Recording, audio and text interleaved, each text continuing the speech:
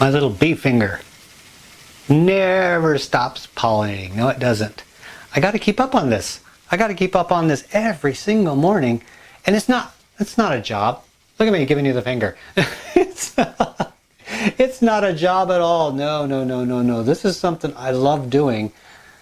And it also pays off in the end. By the way, welcome back to the Voodoo Garden. How'd you like the last program that we had here? It was pretty good, huh? How babies were made. By the way, before I get started, I want to give you one more reminder for those, because this is a once in a year event. The 2020 free seed giveaway is going on here and on the Praxis 55712 channel, my sister channel, my brother channel, my twin, my twin channel. On both channels, I'm giving away free seeds. Carrot, lettuce, alfalfa, tomato. Those 4 seeds I'm giving away absolutely free. No fine print, no nothing. I'm sending those seeds to you no matter where you live, who you are, where you are, no matter how you grow, what you grow. I want to send you those seeds absolutely free. All you have to do is follow the directions in the program. So when you're done with this program, go down below the window where you're watching me right now, and it'll say show more. Those 2 words. Click on that with your mouse. It'll expand and show more text. Scroll down with the mouse all the way to the bottom, and it'll have the link to that program. If you're watching this anytime in January, scroll down there and it'll show you the link to the program. Go over there, watch that, follow the directions, and all it does is it tells you what kind of envelope to send, how to send it, where to send it, things like that, and it'll tell you how to do it. You send that to me. I send back seeds. No gimmicks, no nothing like that, and you will be growing a garden outdoors or indoors. It doesn't really matter. This is the indoor gardening channel. This is the Voodoo Garden, and by the way, welcome back to the Voodoo Garden. My name is Ray. Me and my finger are here to host this program, and this is going to be a fun one. This is the update on the food forest that I have growing in the Voodoo Garden. It's absolutely wonderful. Remember, you chose what I was going to grow, and I decided to grow it for you and grow it for me, as a matter of fact. So I grew a few things, just a handful, because you know this room isn't really that big and I have other things going on, but I did want to grow food in here to show you that even if you can't get outside, you don't want to go outside, or it's winter, or you live in an apartment, no matter what the situation is, if I can do it, you can do it. There's nothing special about me. There's nothing special about the soil, the plants, nothing like that. No hidden behind the scenes Wizard of Oz kind of garbage going on. This is everyday indoor gardening that you can do. So with that being said, I want to show you the food forest. First of all, I was pollinating this thing. That's going to wait till the end. But what I want to do is I want to have you come on over here. Don't worry, you'll be okay. I want to just take you for a little tiny guided tour around here and show you all the wonderful things that can go in your mouth if you just plant a seed and follow a few simple instructions. Anybody can do this. Check this out. Okay, let's start from left to right because that's just how we roll here in the Garden of Voo. This rather unremarkable plant was very remarkable not too long ago. This is called Michihili bok choy. I'm growing this because it's the only bok choy I have. There are all different kinds, but you can grow all of them indoors. If you can grow the Michihili, you can grow any of them. They're all basically the same except for a little bit of texture, maybe a slight bit of flavor. But bok choy is grown for the leaves and the stems. Generally with things like lettuce, you don't want the stems, but with bok choy, you do want the stems. Those are where the flavor is. That's where the crunch is. The leaves are good. The stems are even better. Yes, they are. Now this one, you know what? I have a picture. I'm going to show you a picture of a couple leaves that I harvested off of this. This used to be way, way bigger than this, but I've been eating it almost faster than it's been growing. Take a look at what I ate just the other day. Oh yeah, it was delicious. Now this grows indoors. You just got to give it regular soil, feed it with a mild organic fertilizer. I use compost tea. And that seems to work fine. I give it to it every time I water it. It gives nutrients, minerals, all kinds of good stuff to the soil because the soil is basically lifeless. This is just regular potting soil that doesn't have any fertilizer in it. Now what it does is it grows out of the middle and it grows these leaves that get rather large. Now, can you imagine how big this would get outdoors? Yeah. Now, what I want to show you is something that I did not expect. Let me move it to center stage over here and let's get way down to rascal level where my little dog is, and we'll show you what he sees. This is something I didn't expect. It of course grows leaves, but look, new plants are growing along the side. See, this is a brand new plant starting over here. This is another one. And here's another one right over here. Look at this. A whole separate plant. I had no idea bok choy would put out little sucker plants growing out of the base. So I have 4 or 5 plants growing here, and the little ones are just getting started. Every few days I harvest leaves off of this so I can put them into my, I've been putting it into salads. You can put it into stir fry, soup, stews, anything you want. It has a mild, peppery, cabbagey flavor, and it's absolutely delicious. I love the texture in salads, and I like the taste in salads. That's just my preference. But this is a wonderful green plant. You can grow it outdoors, you can grow it indoors. It's bok choy. Yep. And look at this. Look at the splash of color back here. We're going to zoom right on in. Ruby red stems and the leaves. Look at how it just bleeds with the color into the leaves. That is stunning, isn't it? That is beautiful. This is called rainbow Swiss chard. And the reason they call it rainbow is because it comes in a variety of colors. It comes in red stems, beautiful green leaves, white stems. Look at the beauty on the white on this. And the size of the leaves. You got to see it to believe it. Look at the size of those. They're huge. This one I believe is called lucullus or lucullus. But see, that's the thing about rainbow. It's got a bunch of different types. Now back here, rather diminutive, look at the little yellow ones. Lemon yellow. And I don't know if they're supposed to be that small or if it's because they're shaded by these gargantuans right here. Look at the size of this. You eat the leaves.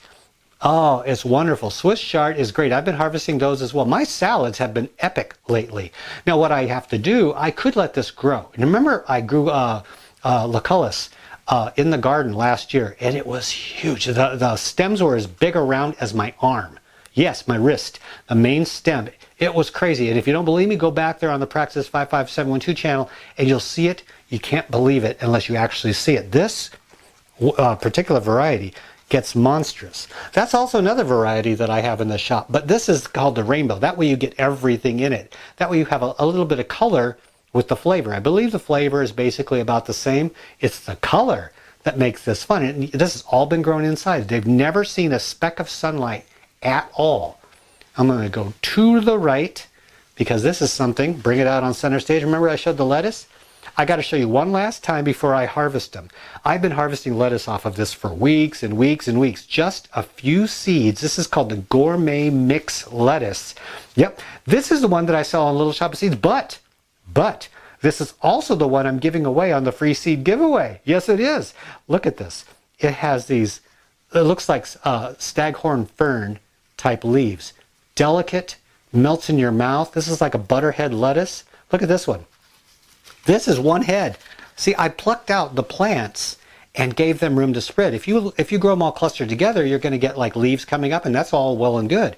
But if you give them room to grow, they will form their heads. This is like a rosary, a rose type of flower, but it's all leaves. Yeah, all the way down to the side, a butter crunch flavor, rich in flavor, rich in vitamins, and it grows a beautiful head. Look at that. 3 heads of lettuce are left in here because I ate the rest, and it's all growing indoors. Just 3 little plants. Now I'm going to harvest these. See, you won't be seeing these again because these are going into my dinner and lunch today. Yes, they are. So say goodbye to these. Hey, these plants knew what they were getting into. We all know what this is. I'm going to eat you. I am definitely going to eat you. I'm sorry about that. Well, actually, I'm not sorry at all. I'm very glad I'm going to kill and eat these plants. That's what they're for. They're food, they're beauty, they're fun to grow, they're cheap to grow because, you know, the seeds of course cost almost nothing, but the joy you can get from these while growing in the middle of winter, freezing cold outside, beautiful inside because we have lights, we have warmth, and we have snap peas. Sugar snap peas or snow peas. Look at this. Flowers. Yep. This is beginning to flower. Now this one went everywhere. It went this way, it went that way. It grabbed all the plants and started strangling them. This is one plant. Yes, I'm going to turn this around if I don't break it. Now there are flowers coming out all over the place. It grew, it grabbed a hold of the holiday cactus and yanked a flower right off of there. They will put out tendrils and grow all over the place. Since I didn't support this with a trellis, it just grew up and over. Yes, it can be a vining plant. This is one plant grown from one pea. It's called snow peas. And of course, yes, I got this from Little Shop of Seeds. I'm going to get a few pea pods off of this indoors. I've never grown peas inside, but it's a beauty. The leaves are big and healthy. Now closer to the plant, they're turning yellow. You can snip those off. You can eat those. They're perfectly delicious to eat. Every part of the plant, top to bottom, is edible, but they're grown for the pods. Now the yellow leaves I want to pluck off, eat them, or put them in my little compost pile. But the pea plant is doing good, just under regular lights. If you have a sunny window, you can do this. If you have a light bulb, you can do this. Now I'm going to show you what can be done indoors when you really have the guts to work outside the box and try something a little different. This is a beauty. This is a no-heat habanero. Ray's no-heat habanero, also nicknamed the habanada. All the flavor of a habanero pepper, which are absolutely delicious. Rich, slightly fruity, but a rich, deep pepper flavor, and it doesn't overwhelm you, but it has a whole different flavor from any other pepper. But no heat. For those of you who would love to try a habanero pepper, but no heat, I have a limited selection of these seeds, but I still have them left over. So go on over, just march on over to Little Shop of Seeds, buy some of these. This is one seed, one plant, and I harvested these seeds myself. I grew the stem up, I pruned it off, it forked into 3 different branches. Now you're going to go underneath here. Oh yeah, I want to make sure you get a good look at this. It is grown indoors, 100% flowered. Look at the production on this. Yep, this is what you get by taking your little bee finger and pollinating. Some people don't get this kind of production outside. And now, I do credit that I pollinated these flowers, and it's still flowering. Look at that. It's still flowering, but I also credit the genetics on this. It's a very good plant that was grown out here in the Iowa sunshine. Beautiful, beautiful plant, and it's absolutely delicious. It's a fun thing to grow. It's called a no-heat habanero. Yep, pollen.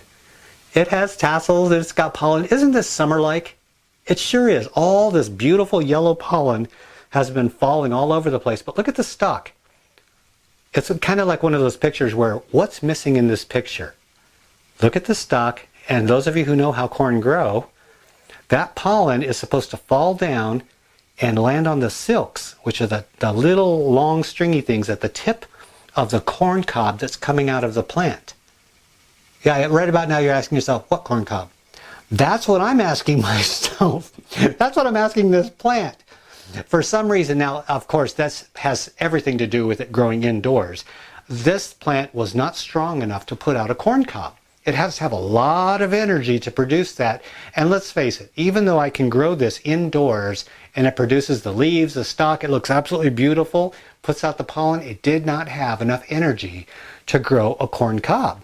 But it did grow to its full size. It's supposed to grow 4 to 4.5 feet tall for gardeners who can't have full-size corn or are limited in space. But if you have a sunny window, you could probably do a lot better than I did, and you might even be able to get corn on the cob growing indoors. And of course, what FoodooGarden program would be complete without raised tomato? Yep, this is called the Praxis tomato. I grew it from one seed. This is one plant that forked, and I buried it deep into a 16-inch pot back behind the China doll here. See, it started down there. I grew it in a 16-inch pot, which is regular potting soil, feeding it compost tea. Beautiful leaves. It's a huge plant. It's being supported by bamboo, and I kept it from flowering until it got taller than me. It's about maybe 5'7" now, 5'8", and now I'm letting it fork, and I'm letting it flower. Check out the flowers. Yep, we're going to have tomatoes here in the VoodooGarden. Ripe cherry tomatoes, more than likely around the end of January or in February. When it's snowy, cold, and nasty outside, we have tomatoes. Yep, these are delicious, by the way. These are delicious cherry tomatoes, and it's a very strong plant. If it can do this indoors, can you imagine how beautiful and strong and healthy this would be outdoors? And once again, yes, this did come from Little Shop of Seeds. I've been growing this for a decade now. I've been growing it, saving the seeds, growing it, saving the seeds. It started out as a determinant cherry tomato, a bush cherry tomato with a very average flavor. I saved the seeds, grew it again, saved the seeds, grew it again for I think 10 to 12 generations. And I've come up with a plant that is not determinate, it's indeterminate. It will grow and grow until you chop it down or burn it with fire, and it will produce tomatoes all summer long, starting in midsummer and going all the way until frost. And it's a strong plant, it's disease resistant. The one that I grew outside that produced the seeds for this one did not get the fungus that most people get, the leaf fungus, the early blight. Nope. It didn't get that at all. The leaves were nice and strong. The branches were touching the ground. Didn't rot. The tomatoes are just sweet. Not too sweet. They're sweet, but they have that old-fashioned tomato flavor. It's an absolute beauty. I love this, and everybody that's tried it has loved it. If you want to grow it indoors or outdoors, this is a good plant to grow. It's a delicious day in the Garden of Voo, isn't it? We have greens, we have more greens, we have pea pods, peppers, tomatoes, corn on the cob. Well, we don't have corn on the cob, but we have the corn plant. Yes, you know what I'm going to do with that corn plant. As soon as it's done raining pollen, because I really enjoy that. Every morning I come in and go, tap, and it rains pollen. Even though I don't use it for anything, I think it's just a fun thing to watch. It's one kernel of corn that's given me so much enjoyment. What I'm going to do is when it finally gets done with its pollen, I'm going to snip it off, hang it upside down here in the Voodoo Garden, let it dry, then take it outside and feed it to the goats, because the goats love dried corn plants. And so it's not going to go to waste. It's every bit the entertainment that I thought it would be. This is the Food Garden in the Voodoo Garden. Yes, the Food Garden in the Garden of Voo. Actually, the Garden of Food. I think that's a good name. Anyway, if you have any questions concerning growing anything, whether it's tropicals, ferns, trees, weird stuff that's from the dinosaur days, purple passion plants, anything at all indoors, post a comment in the comment section below. I will be more than happy to help you as much as I possibly can so that you can get the most enjoyment that you can get out of growing indoors, whether it's plants or food. Yep, you can grow food indoors. Anybody tells you can't, point them this way and we'll show them that we can. You can do anything you want to do. If you put your mind to it, all things are possible here in the Voodoo Garden. Thank you for joining me. I really do appreciate it. Until next time, we're out of here.